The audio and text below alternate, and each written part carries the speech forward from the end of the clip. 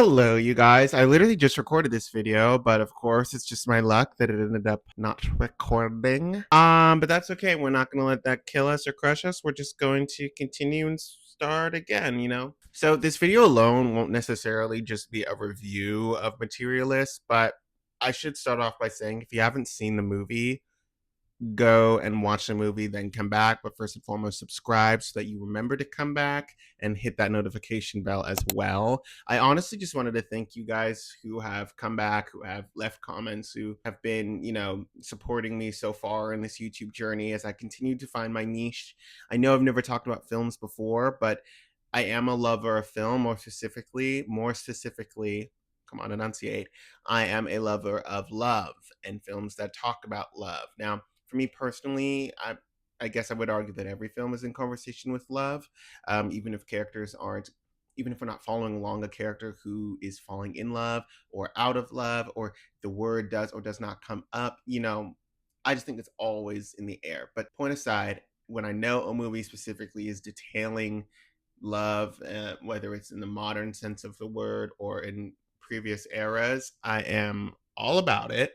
So I knew I had to see Materialists, especially because I'm a huge fan of Celine Song's Past the Lives. I think that's an incredible, stunning film debut. So I just would like to say that, honestly, I feel like what this film brings to the table is just a modern conversation to a story that's old as time, and that is not a negative at all. I think that generally we like to think of modern love as a form of love that has never been before, but in watching this movie, I'm just reminded of the stories that my parents have talked to me about, from what it was like being young and falling in love when that was their time, as well as eras far and farther and farther back. I mean, one of my favorite novelists and books of all time is The Age of Innocence by Edith Wharton, and that's a book set in the 1800s, and also she was alive then.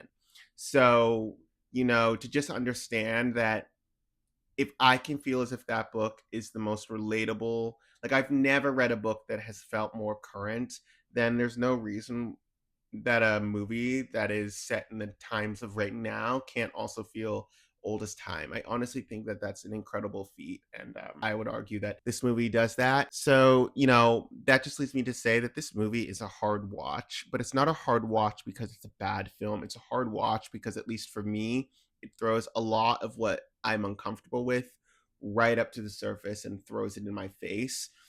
This is a film about money. This is a film about how to fall in love with this new, no, see, there I go again saying new, with this concept of money in a relationship. What I will argue is that, maybe never before have the amounts of wealth that people feel comfortable casually throwing out has been as high as it is. I mean, I've been in relationships with people who make over $1 million. I've been in relationships where people make as little as I do. But nonetheless, a common theme is money. And with that comes the standard that they feel that they can set for themselves and that they feel obligated to. I've had conversations with lovers who, don't necessarily want to get married until they have 100K.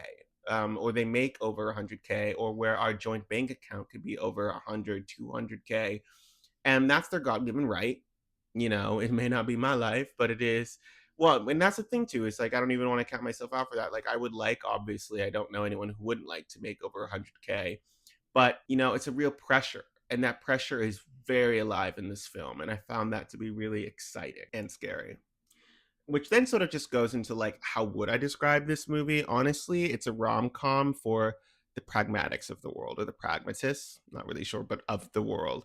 If you know anybody who feels like love is something that can be gamified, then you should definitely sit them down to watch Materialists, especially because ultimately, in the end, Lucy, who is a pragmatic, who thinks pragmatically, still chooses the wild, burning, uncontrollable, unknowable beast that is real love, instead of what looks best on paper, what will grant her the greatest level of access, safety, wealth, and generational wealth, and if she were to so choose, children, meaning being Pedro Pascal's character.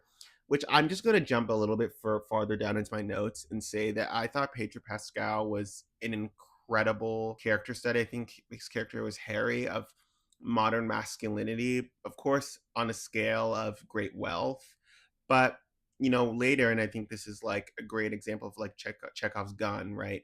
With because once again, spoilers, with the understanding that he has had height surgery and knowing that that's one of the first conversations had in the film. And interestingly enough, when Lucy's first hears about this surgery, she's like, "Oh my God, what an incredible asset and investment to make." But then by the time the truth is revealed that Pedro has had that surgery, she isn't disgusted by it or thinks that it's like a bad thing to do. She just has come along on a journey enough to go, but you know what I really need is love. And it's also Harry's vulnerability in knowing that that's not something he feels he has any understanding of, and that's because it comes and goes as it pleases. It walks into the room, makes itself known, and will decide when it exits. It stays way past its welcome and leaves often before we want it to. And I think that that ultimately is what crushes Harry internally and makes him feel like, well, maybe I can gamify it enough to where love will just appear there, because why wouldn't it? Because look at all the things that I bring, the money, the status, the kindness. I mean, this is also a study on knowing that the rich guy and like the negative of the rich guy may not be that he's a bully. And personally speaking, for somebody who I was romantically linked with, who made that kind of money, or maybe not that kind of money, but very close, the pitfall was not that he was mean. The pitfall was not that I didn't find him attractive, because I did. The pitfall was not that we didn't have common interests, because we did. The pitfall was love wasn't in the room.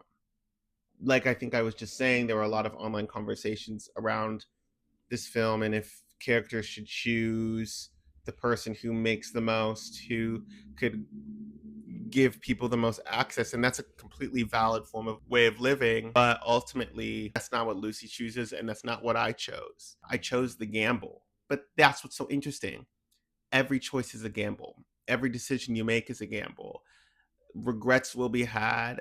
There will be higher highs and lower lows. Because Harry's character isn't mean, there were so many women and men who would choose him. And because I want to say his name is Jack, but I don't know, Captain America's character is down on his luck, sort of scrappy and heart in hand, there's a lot of people who will choose him as well. I just don't see as either choice as a bad choice, just a choice that's being made that'll lead to a life that hopefully you feel at least somewhat in control of. But ultimately with love, as I think I'm getting to, you don't have that. You don't have control. The other thing that I was really excited for, that I didn't really know I was excited for, but then was the audience. I didn't know who would go to this movie. So one of the things that I found really exciting was watching where people laughed and why. And subversion of a genre like the rom-com in this can lead to two major different responses or reactions from the audience, and that also sort of just leads into like the two major pitfalls of this movie, and one being subversion of genre, because it could lead the audience to step out of their comfort zone and sort of really be along on this ride that they didn't know that they were on. But they could also be incredibly reluctant to that and leave feeling like they were lied to, which may seem a bit dramatic, but ultimately we go to movies, I think, right now to feel good. And this movie, it didn't make me feel real great. But, that's a pitfall I think that this movie knows and is willing to take and willing to risk. And I'm ultimately very happy that I did. Back to what I was saying, one of the really interesting moments that I found was when Harry, Pedro Pascal's character, admitted to having height surgery, and he sort of shows like his actual height by like squatting down a little bit. I'm not joking. I'm not trying to make a political statement. Only the men in the audience laughed. I'm not joking. And I mean, I wasn't, but I found that really interesting. I found it insightful. I was sort of unclear about how much I should read into that. But nonetheless, I need to stop going on tangents so I can just complete a thought and then go on to the next. I didn't really know what to make of it. But ultimately, what I thought was, wow, are they laughing because they think his choice to get the surgery is ridiculous? Are they laughing because they feel uncomfortable? Are they just laughing because it's, they don't know what else to do. And I honestly feel as if it was a bit of all of them, especially because the laughter itself was sort of like confused laughter. Like, I was like, ah, ha, ha, ha, like, ha. And some people laughed way, like it was like the funniest thing on the planet. Other people, it was like ultimately just felt uncomfortable, but in the best way for me. On the outside, this film can seem like it's men who are in control, especially there's an arc that I won't necessarily touch on in this video just because it's not really about this certain like assault aspect, but it can seem like it's about women caving to the whims and desires of men. But honestly, when it comes to dating and love, women have the upper hand. Or maybe not, but at least in this movie. And I really felt like the reason why these men in the audience were laughing is because there was an understanding dawning that maybe in dating they're not as in control as they thought, and the women are looking at them as products just as much, if not more, than as we are them. And that was really exciting for me because I think what I would hope that it does is level the playing field a bit. We're all playing the game. We're all looking at each other as stocks and investments, even if we haven't necessarily thought of love in those terms. Like in this movie, it is nonetheless true. What do you bring to the table? What can we build together? What kind of children would we have? There's so many different areas and conversations that we don't want to have, and yet we're simultaneously having by deciding who we go out with on a first date, let alone walk down the aisle.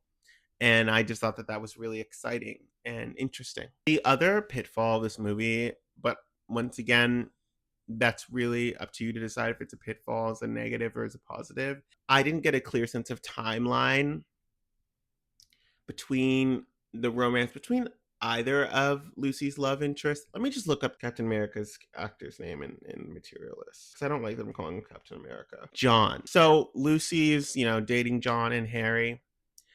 And I honestly just was like, really, I wish that I had more of a grasp or an understanding of timeline, because ultimately, when Lucy decides to let Harry know that the reason she's not choosing him is not because he isn't a great guy, but just because love isn't on the table, I was sort of like, haven't you guys only been on like 4 dates? It felt very new, and so it was sort of was shocking that at that point in the film when she decided to break that news to him. But honestly, my response to that too is love also feels like a wash. You sort of in a vacuum of time, and so I was sort of like, maybe it also just feels lost in time and space because that's how love comes across. But the other argument I would say is that Harry as a character, and even Lucy, they're looking at love as a game of chance and as assets. And so if you're putting assets on the table, there's no reason why he wouldn't be ready to propose when he is, because he's decided, right? This is the investment I'm going to invest in. So why would I waste time? Their journey of understanding if they're willing to go on a first date, let alone more, is Lucy going, no, but see, I'm not an investment worth making. And he goes, no, but I think you are. And eventually he wins her over in that investment. Maybe I'm not even upset about it feeling like there wasn't a clear understanding of time. And there might have been. I only saw the movie once. And I'll be honest, a lot of things go over my head on a first watch. I love to rewatch movies that I like.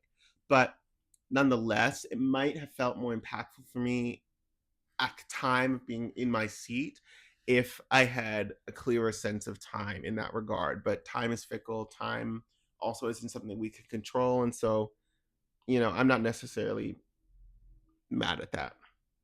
Oh, honestly, just Pedro's character could use a whole story in and of itself. Every time that he was on screen, it was this soft grit in his eyes that just made me want to understand him more. I was surprised he didn't come back in at the end, or there wasn't more to him. I listened to this really exciting interview with Celine where the interviewer had said, like, hey, we never get any true interactions between Harry and John.